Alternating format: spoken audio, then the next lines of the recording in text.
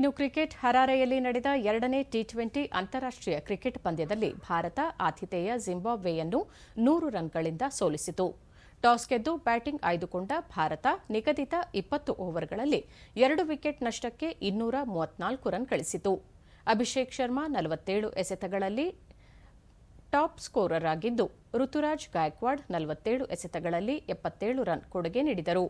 Zimbabwe ಪರ ಬೆಸ್ಸಿಂಗ್, ಮುಜರಾಬಾನಿ ಮತ್ತು Wellington ಮಸಕಡ್ಡ ತಲಾ 1 ವಿಕೆಟ್ ಪಡೆದರು. ನಂತರ ಬ್ಯಾಟಿಂಗ್ ಮಾಡಿದ ಜಿಂಬಾಬ್ವೆ 18.4 ಓವರ್ಗಳಲ್ಲಿ 134 ರನ್ಗಳಿಗೆ ಆಲ್ಔಟ್ ಆಯಿತು. ವೆಲ್ಸ್ಲಿ ಮಾಧವೆರೆ 39 ಎಸೆತಗಳಲ್ಲಿ 43 ರನ್ ಗಳಿಸಿದರು ಮತ್ತು ಬ್ರಿಯಾನ್ ಬೆನೆಟ್ 9 ಎಸೆತಗಳಲ್ಲಿ 26 ರನ್ ಗಳಿಸಿದರು. ಭಾರತದ ಪರ ಮುಖೇಶ್ ಕುಮಾರ್ ಮತ್ತು ಆವೇಶ್ ಖಾನ್ ತಲಾ 3 ವಿಕೆಟ್ ಪಡೆದರು. ರವಿ ಬಿಷ್ಣೋಯ್ ನೆತ್ತಿಗೇರಿದ 2 ಮತ್ತು ವಾಷಿಂಗ್ಟನ್ ಸುಂದರ್ 1 ವಿಕೆಟ್ ಪಡೆದರು.